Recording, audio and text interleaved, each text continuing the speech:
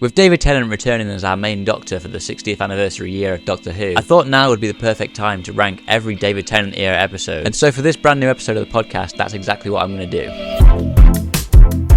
Okay, so before I start on this video, I first just want to point out that this video is inspired by a video that Crispy Pro recently made on his channel, where he used the exact same tier list. So I just thought I'd give credit for that, just so people don't think that I'm like stealing his idea or whatever. And I will also have his channel and his video linked in the description of this video, along with this tier list that we both used. I'm also aware that whoever made this tier list hasn't put all of the episodes in the correct order, so I have got IMDb up on the side to make sure that I go through these in the correct order they were released, because I think that's probably the best way to do something like this. And obviously this is just my opinion, so if you disagree with anything I say, let me know what you think in the comments, what you agree with, what you disagree with, and just bear in mind this is obviously my opinion. So obviously, with this being David Tennant episode ranking, we're going to start with David Tennant's first proper full episode as the Doctor, and the first Christmas special of the new era, the Christmas Invasion. Now, I haven't rewatched this episode in a long time, but I remember it being a really fun episode, and it's probably one of the best Christmas specials from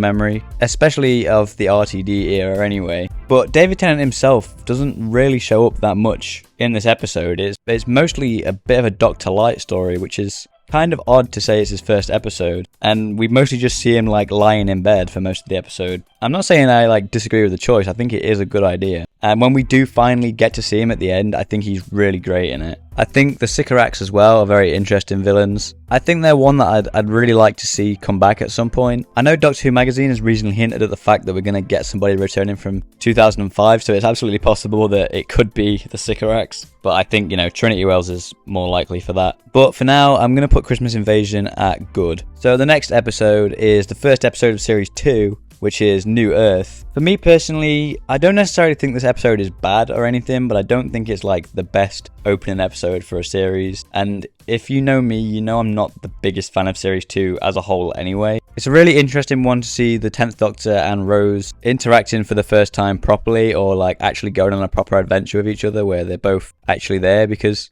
for a lot of the episode, they keep swapping bodies, or Cassandra's in one of their bodies and it's not actually them, and they get to do a bit of fun comedy with it, which, like I said, it's fun, but it's not something that I loved or anything. And I honestly don't remember too much from this episode, and I don't really think of it that often, so I think I'm going to just put it in okay. Similarly with Tooth and Claw, I don't really remember a whole lot from this episode standing out to me. I remember it's got a really interesting cold open that was kind of very strange, but also very fun, and I honestly don't even remember how it even plays into the rest of the episode. I think we get to see the 10th Doctor and Rose's banter a lot more in this, because there's the whole thing of Rose trying to do her Scottish accent at the start of the episode, and I think this just really shows their chemistry in this. And it's a bit of an interesting story, with it being about a werewolf that ends up being an alien. But like I said, I honestly don't remember too much from this episode that actually stands out to me, so I think I'm also gonna put this in okay. Now we get on to School Reunion, which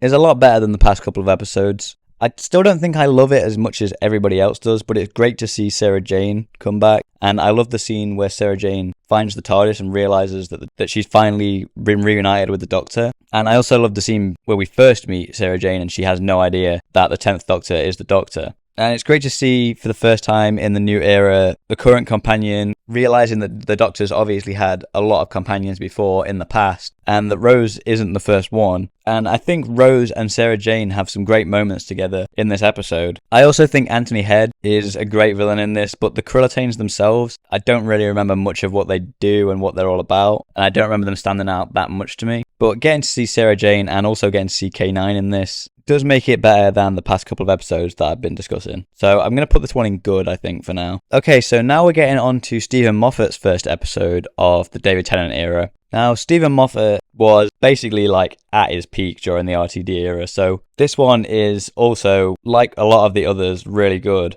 But off the top of my head, I think this might be possibly the weakest one that Stephen Moffat wrote in the RTD era. I might be wrong, and I'm sure we'll get to some later on. Maybe I'm forgetting something, but I still really like this episode. It is kind of weird that Mickey and Rose do take a bit of a back seat, and they're kind of just exploring the ship the whole time. I think the original version of the script probably didn't have them in it, and then Moffat was told that he needed them to be there for it to make sense, and so he just kind of wrote a little bit of something for them to do, but they do feel like a bit of an afterthought. But I think the main story with the Doctor and Madame the Pompadour is pretty good, and I also quite like the Clockwork Droids, who we kind of got to see again later on, but we haven't really seen them properly since. And I like the reveal of kind of what they are. And obviously, it also has a lot of the timey-wimey elements that Moffat started to use more and more throughout his writing, and even when he became the showrunner of the main show itself. I think this is probably the first time we really get to see a lot of those timey-wimey elements, because there isn't really any of that in his Series 1 story. So like I say, this is a really good episode, as all of Moffat's RTD era ones are, but it's probably the weakest of all of his RTD era stories, and so I don't think it quite gets into fantastic. So for now I'm going to put it in good, but I suppose it's possible at some point I might move it up to fantastic. I'll see what else I put in there in the future.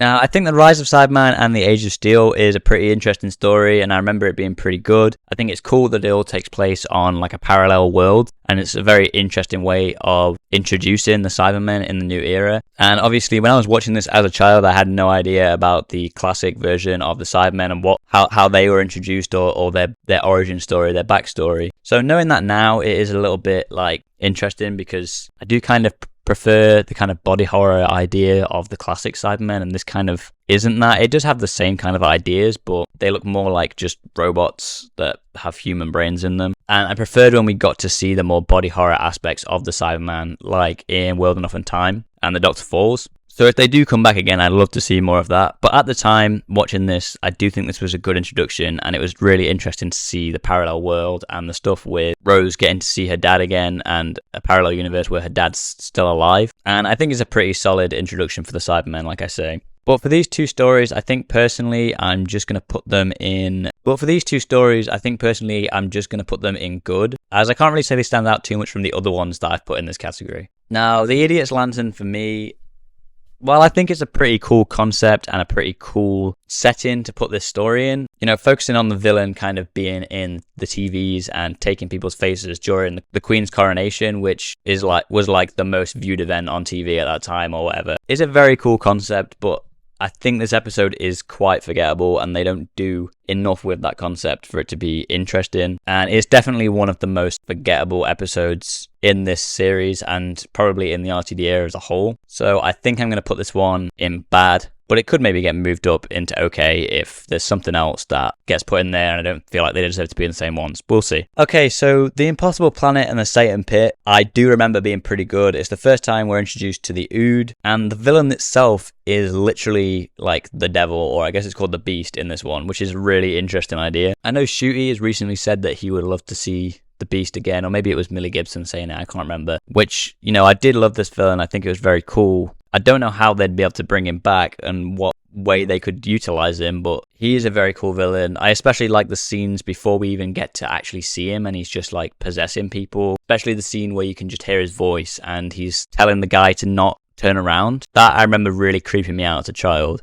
So I might actually put these ones both into fantastic, at least for now, but I might move them down to good if there's a few other things in fantastic that I don't think they should be in like the same level. We'll see. Okay, so now we get on to the infamous Love and Monsters, and I just want to open this by saying this episode is so overly hated on and so underrated. Like, I understand why some people don't like this, and there's definitely elements of this story that I'm not a big fan of. Like, the paving slab joke at the end does not need to be there, but at the end of the day, it's not something you can really say makes the whole episode awful. But I also am not the biggest fan of the Absorbaloff. I don't think the villain for this story needed to be so comedic and so stupid looking, because the concept of this episode itself as a Dr. Light story, I think the first Dr. Light story of the new era, is a really good idea, getting to see these normal people and how they've all come across the Doctor and they're all trying to find the Doctor, and getting to see how the Doctor impacts just normal people like Jackie and all these other people that are part of Linda is a really cool idea. I just think it could have done with having like an actual serious villain, maybe even still the Absorbaloff, or a creature that had the same kind of abilities but not played in a comedic way would have been really interesting, because the rest of the story is just great, but it is let down by its comedic points and the Absorbaloff himself. So like I say, I do get why people are not a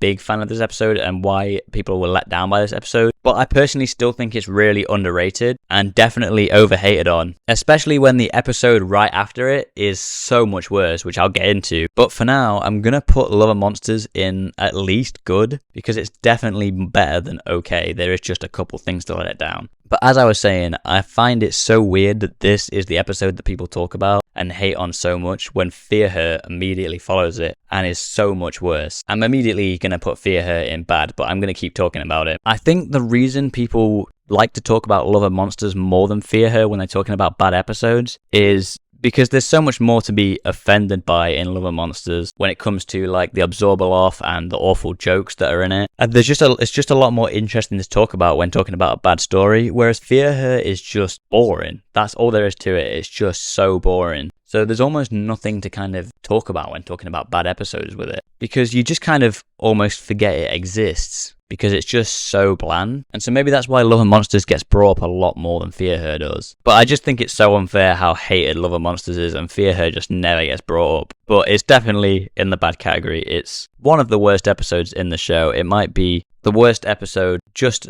underneath Orphan 55. I think it's that bad. Now, I do get that it was written very quickly because there was meant to be another episode in this series, and then they replaced it with this very quick script. But it still doesn't make up for the fact that how bad it is. Like, Midnight was, which we're going to get into later on, I'm pretty sure that was written in like a week or two. And so it is possible to write a good script quickly and cheaply, because Midnight proved that that could be done. Okay, so now we get on to the finale of Series 2, which I do really like, but I don't think I enjoy it as much as everybody else does. I think that comes down to the fact that I don't really like Series 2 as much as a lot of people also seem to, and I also am just not a big fan of the 10 Rose ship. I think Rose's characterization just really makes a massive change when it goes from Series 1 to 2, and when the Doctor changes from the 9th to 10th incarnation. Because Rose and the Doctor's relationship is so good in Series 1, and their chemistry is so good. And I'm not trying to say that Billie Piper and David Tennant's chemistry is not good in Series 2. Like, they still have good chemistry. But they basically reduce her character down, or almost do anyway,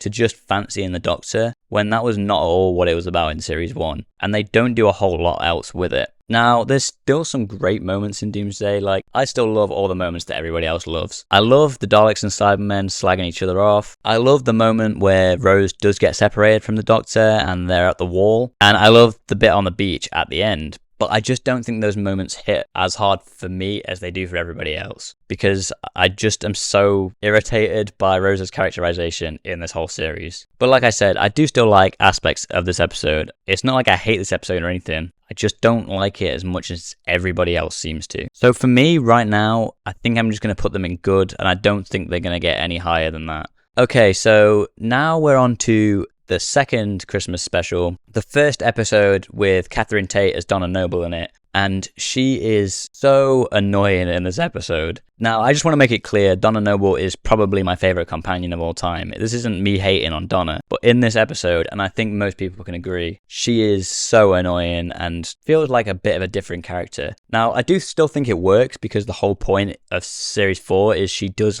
she grows as a character. And so you do have to have her starting at this point. And even in this episode, she grows from the start of the episode to the end. But even when we first see her in Partners in Crime, she's a much better character already. And maybe that is because of the growth of this episode that she has in this episode. But even throughout Series 4, she grows. And she does eventually become my favourite companion. But in this episode, she is so annoying. And while this episode itself is quite fun at parts, and I do like, for example, the chase scene with the TARDIS on the motorway, there's really not much else to it that I remember enjoying. It's just kind of a fun Christmas special with a very annoying version of Donna. So I think I am going to put this one in bad. But don't think I'm hating on Donna. Like I said, she's my favourite companion. Okay, so now we're on the first episode of Series 3, and the first episode with Martha Jones, which is Smith and Jones. Now, I think this is a great introduction to Martha Jones, to the character of Martha Jones, and a great way to get Doctor and Martha together. And I think the concept of the hospital being transported onto the moon is a very cool idea, and obviously this is where we're first introduced to the Jadoon, who we get to see a lot more after this, and hopefully we're going to see them again still in the future. But besides that really cool concept and the Jadoon and getting to see the Doctor and Martha come together, that is kind of all this episode is useful for, is is getting those two characters together. And so it's more about the writing of those two characters and getting to see how those characters interact with each other and their chemistry, and introducing us to the new companion, basically, which I think this episode does really well. But outside of that, there isn't a whole lot else to it. So I think for that reason, I'm just going to put this episode in good for now. And I'm realizing at the moment there is a lot of episodes in good, so I might have to move some stuff around later on,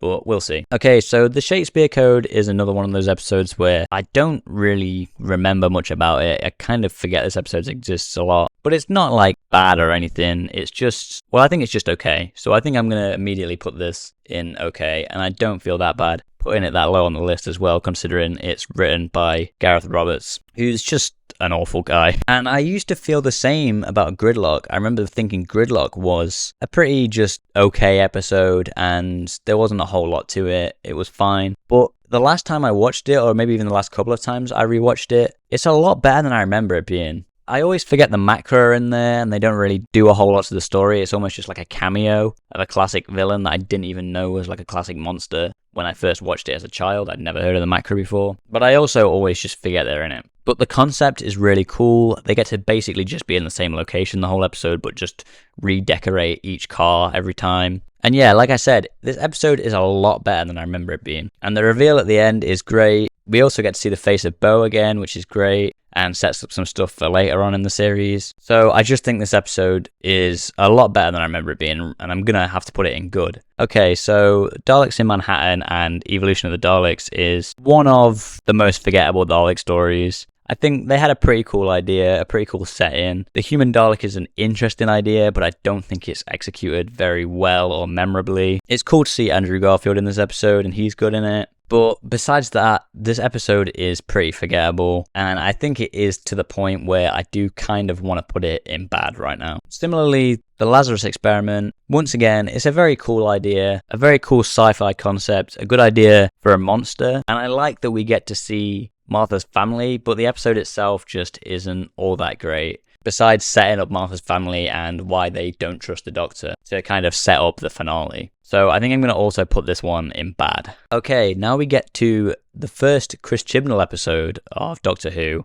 42, which for a Chibnall episode, it's not that bad actually. I think it's once again a pretty cool concept. We've got the classic Chibnall timer, like that's the whole point of this episode, is that it takes place over 42 minutes in real time, which I think is a really cool concept. I think the villain is an interesting idea, basically the sun infecting people, and especially the moment where the Doctor is infected is really scary, and Martha's basically just left to like figure it out on her own, and there's even the point where she thinks she's going to die at some point because she's heading straight for the sun in the escape pod, which I think is another great moment. But ironically, with, you know, some stuff Chibnall has said before he was even part of the show, it is a lot of just running around corridors, which is quite ironic considering that is stuff that he criticised in the past. And that is most of the episode, which I guess is a thing that happens when, you know, you set the episode on a spaceship and it's set in real time. But I do still quite like the vibe. It gives a very slasher movie vibe, which is a cool idea for a Doctor Who story. So I'm still going to put it in okay. I might even move it up to good at some point. We'll see. Okay, and now we get on to my favourite story in Doctor Who of all time, Human Nature, Family of Blood. I'll probably make a whole video about this at some point. But with that being said, I'm pretty sure Full Fat Videos has made a video that will probably cover anything that I'd say on it anyway. So if you want to check that out, I'll probably link that somewhere. But it's just such a good story. It's basically a Dr. Light story because although David Tennant is in the episode or the story quite a lot, he's not playing the Doctor, he's playing John Smith, and he plays it like it's a completely different character, which I think is great and just shows his talent. And you get to see the Doctor as if he's an actual human and how different he is from humans. And the moment where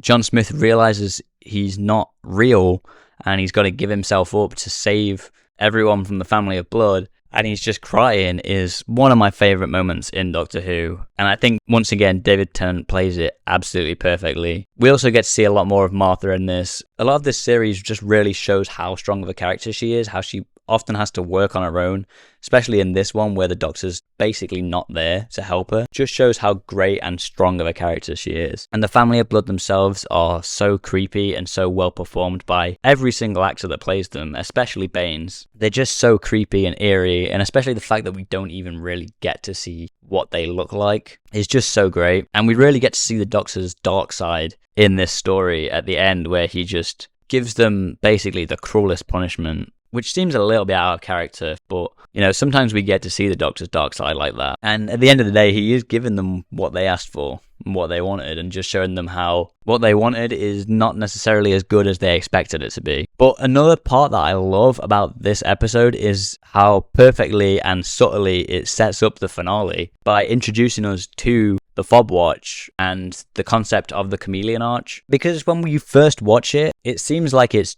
just for this story and it makes sense for this story, and you don't really expect it to show up again. But because we've seen this story, when you eventually get to the finale and you see it, we already understand what it is, and I think that's just great writing for like an overall story arc of a series, and just perfect setup and payoff. So obviously, with this being my favourite story in all of Doctor Who, it's no surprise that obviously going to put it at the very top tier. Okay, so now we get to the highest, what I believe is the highest rated episode of Doctor Who of all time, Blink, which, like I said, is the highest rated episode of all time, and I do think it's great. I maybe think it's a little bit overrated, because like I say, it isn't my favourite episode of Doctor Who, but I do see why people love it so much, and I do think it's also really good. Once again, like I said, Stephen Moffat's RTD era episodes are pretty much all great. He goes even further with the timey-wimey concept in this one. It might be the most timey-wimey story he's ever done, and I'm pretty sure where that phrase originates from. It's a great concept for a Dr. Light story, and the way we get to see him in these random videos where he can predict what everybody's saying is such a cool concept. Obviously, the Weeping Angels themselves are great. This is the episode they're the best in because, the more and more we've got to see them, kind of the less interesting and mysterious they've got. So this is the Weeping Angels at their absolute best.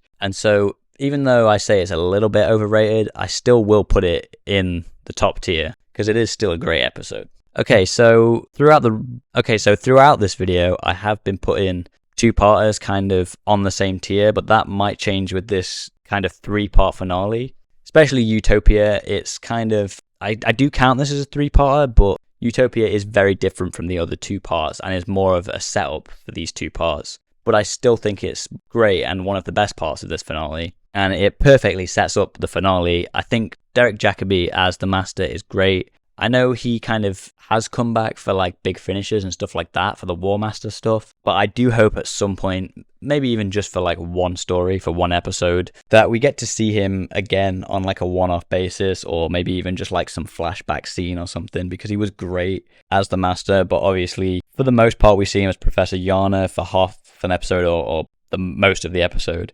And then we briefly see him as the Master, and then he immediately regenerates. I think the setting of this episode is a really cool idea, just at a planet that, humans have moved to at the very end of time, or end of the universe. And having the Doctor, Martha, and Jack all together is great. And obviously, like I said when I was talking about Human Nature Family of Blood, this perfectly sets up or pays off with the reveal of Professor Yana having the Fob Watch, and also with, the "You are not alone" that the face of Bo said. I just think the Master reveal is perfectly done, and I just want to be able to experience it again for the first time, not knowing anything. So I'm kind of torn whether I want to put Utopia in Fantastic or Greatest of All Time. I might put it in Greatest of All Time for now. But as we get on to the rest of this finale story with The Sound of Drums, I'm overall a pretty big fan of this story. I like the Master, John Sims Master in this. I think the concept of him kind of working his way into being a Prime Minister is a really cool idea, especially the fact that we hear his name obviously throughout the whole series, which is a very subtle clue. You don't really realise it's going to be that important to the story. And the fact that by the time they've already got back to Earth, he's already Prime Minister and there was nothing they could do about it, I think is great. And I think especially John Sims Master and David Tennant's Doctor work really well together. And for a lot of points in this story, they do feel kind of hopeless. It's almost like we feel like there's nothing our heroes can do, and I think that's done really well. So I think I'm going to put The Sound of Drums for now in Fantastic, because I think just, the Master reveal in Utopia and all that, It does top it a little bit compared to this, but I do like... Another thing I didn't mention, I like the fact that they're basically on the run and they're hiding out throughout this whole episode. I think is really cool. But yeah, I think Utopia does just top it off a little bit more. But now we get on to Last of the Time Lords, which for the most part does also work really well. I like how there's a bit of a time jump between Sound of the Drums and Last of the Time Lords with this. We get to see Martha again, having to be very independent and work on her own and be very strong. Because it is a bit of a Doctor... Well, it's definitely a bit of a Dr. Light episode again, this one. Because he's like a little goblin the whole time, just in a cage, which I think is a really good idea.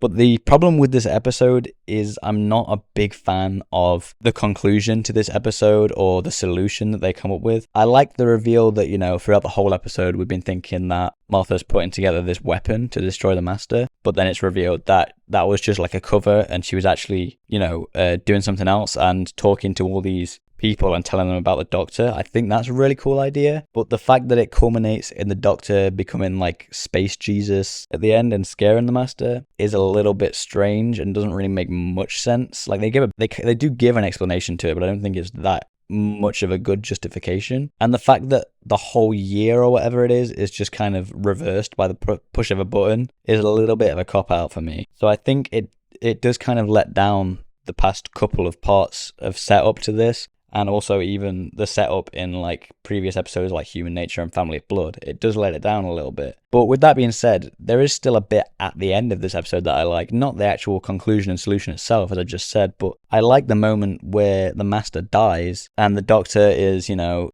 to force him to regenerate and saying that he can travel with him. But the Master, because he wants to win, at least win something against the Doctor, he refuses to regenerate and dies. I think that is a really great moment. So there's obviously still some great moments in this episode, but I do think the conclusion does let it down quite a bit. So I don't think this can go any higher than good. I was debating putting it in okay, but looking at the other ones that are in okay, I think it's definitely better than that. Okay, so now we get to Voyage of the Damned. I think this is a pretty decent Christmas special. It's a lot of fun. I think the concept of the space Titanic is very cool. I like that the people on it, specifically Mr. Copper, just pretends that he knows all these things about Earth and just gets it very wrong and about Christmas. I like Astrid as a character. I think she's played pretty well by Kylie Minogue. I like how she just, she's a waitress on this ship, but she really just wants to travel, and that's the reason she does it. And obviously the Doctor gets to grant her that wish, take her down to Earth for a bit when she's not meant to be there, and obviously that's great setup for trying to make her seem like she could be the next companion.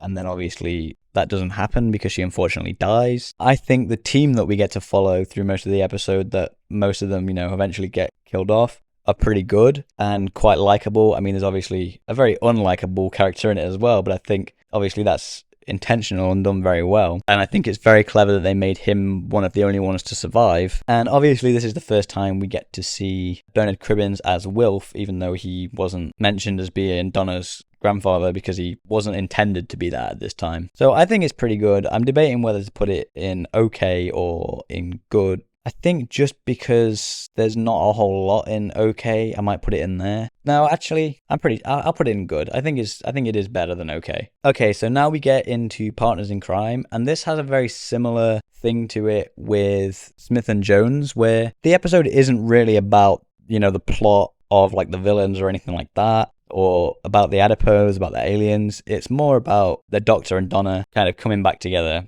which I think is done really well, especially obviously the moment between them in the window, miming to each other and not realizing that they're being watched. Obviously that seems great, like a lot of people say, and there's some great moments between the Doctor and Donna in here, and Donna's obviously actually good in this one and not absolutely unbearable like she is in The Runaway Bride, so that helps. And like I said, she is my favourite companion, and this is where she really started to become that. But obviously, like I said, it's not really about like the plot itself and with the aliens. It's just about getting these two characters together, similar to Smith and Jones. So I don't think I can put it any higher than in good. Fires of Pompeii, however, Donna's second proper episode as the proper full-time companion, is a lot better. I think I remember used to thinking that it was just kind of an okay episode, but on recent rewatch, it's a lot more than that. Obviously, the idea of it being a fixed point and something that actually happened in real life that we know about is great because we know how it's going to end as soon as they realize what day it is and we know what's coming. But Donna obviously thinks, well, they can save people, they should stop it from happening,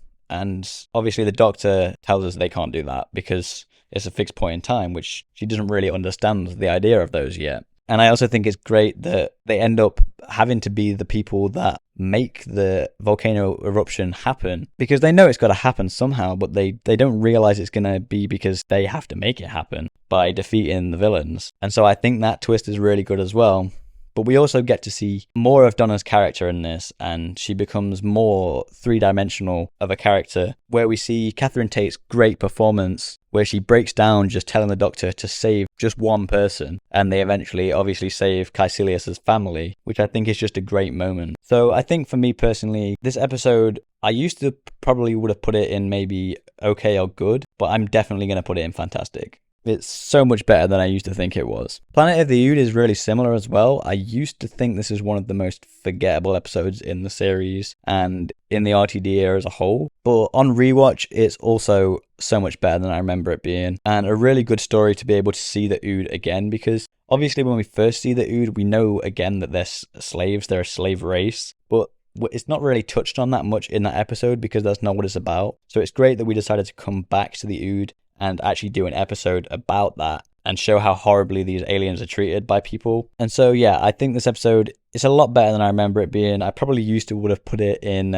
okay, but I think this time I'm going to put it in good. But it's almost at the level of fantastic. The Sontaran two-parter is fine. I don't really have a whole lot to say about it. It's cool that we get to see Martha again, and I think Martha and Donna are great together. And we get to see a lot of Wilfred in this one, which I think is really good. But the overall episode itself is just okay, in my opinion. I don't have a whole lot to say about it, really. So I'm going to put it in okay. The Doctor's Daughter, similarly, I think is fine. I think it's pretty good, but I don't have a whole lot to say about it. Once again, I like that Donna and Martha are in this one together. I think they're really good together in this one, but I can't really put it any higher than okay. Again, The Unicorn and the Wasp, while I do quite like it, and I like that it's a murder mystery with Agatha Christie in it, it's obviously the right thing to do. Like, if you're going to have an episode where they go back in time to meet Agatha Christie, of course you've got to make it a murder mystery, and I think that is really good. But, like, I'm not a big fan of, like, the villain itself, the alien. It's fine, but also Catherine Tate and David Tennant's chemistry in this episode is so good. They're so funny together in this episode. And so that really does bump it up a little bit. So I think I'm going to put this one in good. And now we get on to another Stephen Moffat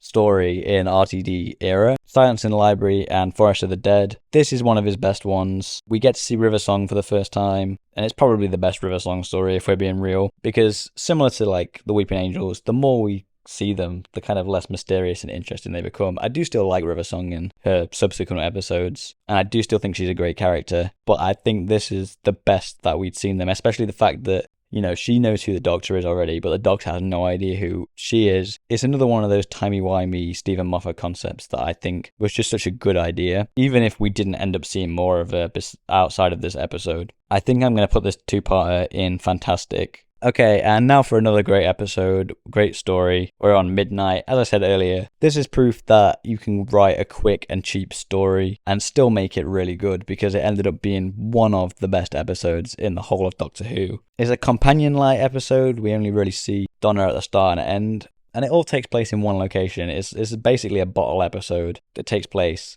on this like train thing that they're on, going through this planet that you can't go outside of. You can just look at it through the windows, and we never see the Midnight Entity, which I think is great. Like I was saying about the Weeping Angels, the more you know about it, the less interesting it becomes. You know, if we ever got to see it at some point, if for some reason it returned, it would absolutely have ruined this monster. And so I'm really happy that we never got to see what it looks like, what it is. We never really know why it's even doing what it's doing, and I think that is so perfect. And, you know, normally when we see the Doctor, you know, being clever and knowing all these things, it's like an advantage. Everyone will just listen to him. They'll go along with it because they need somebody to take control. But it really works against him in this episode, which I think is great, because he's put in a situation where his what he normally does actually makes people trust him even less. And I think that's perfect. There's no way I'm not putting this episode in GOAT. It's got to be up there, one of the best. Similarly, Turn Left, I'm going to put it straight in GOAT. It's one of my favorite stories of all time. I love that it's kind of like an alternate universe look. You know, what if we get to see all these things from like the past couple of series, but from an alternate universe if the Doctor had died,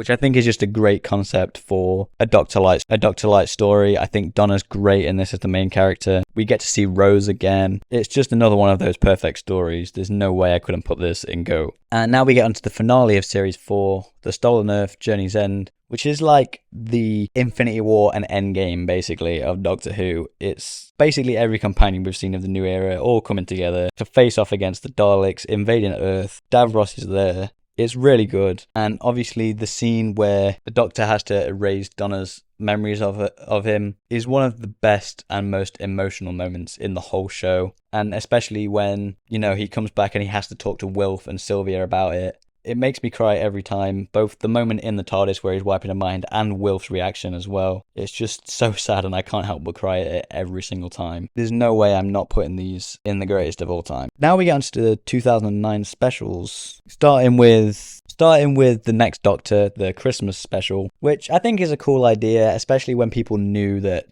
David Tennant was going to be leaving soon. People might have genuinely thought this was going to be who the next Doctor was, and I think that was a really clever, clickbait way of getting people excited about this episode and intrigued. And I think the reveal of who the character actually is at the end is very clever and very cool. The rest of the episode as a whole is just kind of fine. Not a whole lot really happens in it. The Cybermen are there but don't really do a lot. The Cyber Shades are very strange. I don't know why they needed to be in there. And the bit where I can't even remember her name just makes a massive Cyberman robot at the end that's just stomping around Victorian London is a bit boring to me. So I don't think I can put this episode anywhere above okay. Next, we've got possibly my least favourite of the 2009 specials, Planet of the Dead. I don't think it deserves to be in bad, but there's not a whole lot to it that I really like. I almost forget it's even in there, and you probably don't even really need to watch it if you want to get a full picture for the 2009 specials. So I'm going to put it in okay, because I think it is still better than bad, but